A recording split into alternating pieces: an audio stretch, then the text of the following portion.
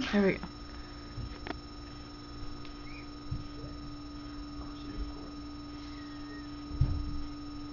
Sheree, turn around and look at her. She said no.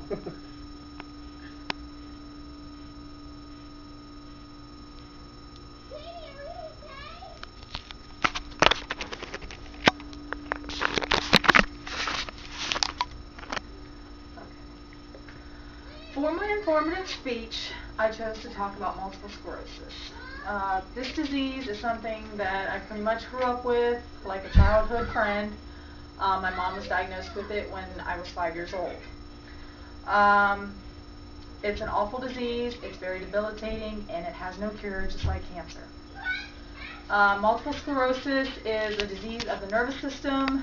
It attacks the myelin sheaths, and it debilitates the signals that go from the nerves to the brain and the spinal cord, and it makes the signals that go to the brain and the spinal cord where motor skills and sensory skills are either lacking or non-existent. So you can't walk, some can't talk, some can't eat, some even have difficult breathing, things that we take for granted every day. Let's see, usually once the nerves are damaged, it's irreversible, and there's no medication that can repair the damage to the nerves, so physical therapy and things like that are usually done to help that. The cause of multiple sclerosis, there is no definitive cause of it as of yet. They think that it's just like one of those diseases that just attack its own body tissue. Childhood illnesses, and they think some kind of like Epstein-Barr disease can play some kind of role in it. They also think that genetics can play a part in it, but it's actually still quite a mystery to medicine. Some of the signs and symptoms that a lot of people have when it comes to multiple sclerosis is double vision, slurred speech, weakness, numbness, fatigue, spasticity, tremors. A lot of these things I lived firsthand. My mother had every single one of these. My mom, how we found out she had it, we were on vacation in Myrtle Beach when I was 5 years old. She was in the ocean and went out swimming, and her legs would not work. She tried to get up. She could not get up and nearly drowned in the ocean. And when she went to the doctor, that's how they found out, because she was in the early stages of multiple sclerosis. Some of the risk factors for multiple sclerosis are if your parents or your siblings have multiple sclerosis. Those are major risk factors. Those are the two things that they look for. Women get this disease more than men, which most diseases women do get more than men. And if you do get multiple sclerosis, you get it usually between the ages of 20 and 40. And white people get this more than people of African American descendants or Native American descendants or Hispanic descendants.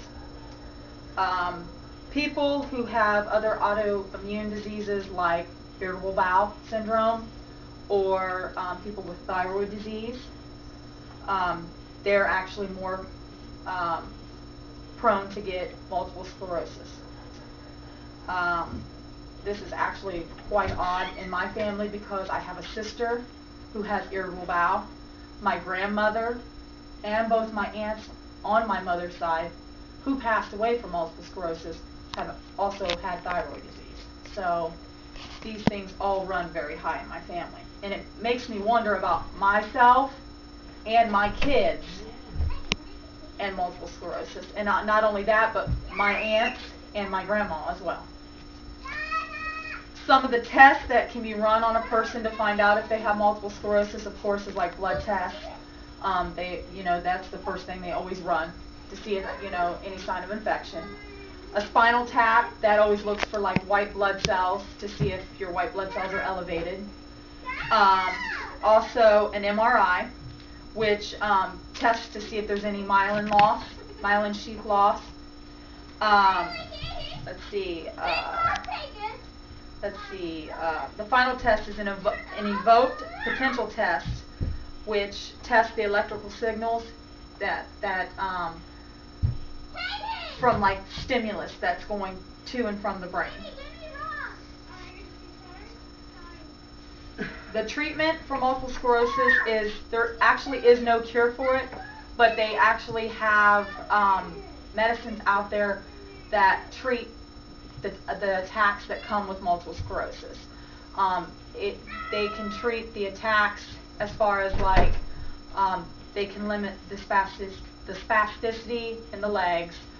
They can limit the inflammation that comes along around the nerves and things like that. They can help with inflammation that limit, people have a lot of times have a lot of problems swallowing and breathing and things like that. It helps with that. They use corticosteroids for that. Muscle relaxers help with, you know, the tremors and things for their legs. Physical therapy, of course, helps with people who have a lot of problems with walking and things like that. Let's see. When my mom was battling multiple sclerosis, they did not have nearly the amount of treatment that they have today. Of course, when she was diagnosed, that was 25 years ago. And by that time, her stages of it was so far gone, it had overrun her body. So they now are also researching stem cell transplantation that can also help in this as well. Lifestyle changes are, of course, you know, healthy diet, rest, exercise. They want you to limit the stress intake. You would need, some people need walkers, canes, wheelchairs, scooters. Also, a lot of people need their homes to be modified for them to be able to do activities for daily living.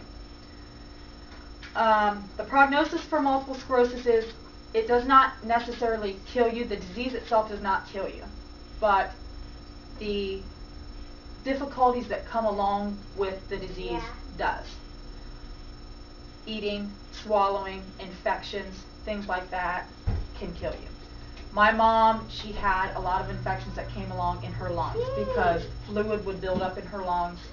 She would get pneumonia, things like that. That's what ended up causing her to die. So it's not the disease itself, but the things that and the difficulties that come along with it. In conclusion, I just want to say that I think this disease is horrible, and I just wanted to open a lot of people's eyes because it was a popular disease when Montel Williams came out with it and he was diagnosed with it, but it was a disease long before that, and it struck our family long before he had it, and I don't think it became famous and well known until he came out with it and he came researching it and things like that. So I just wanted more people to know about it and understand what it was and how to deal with it.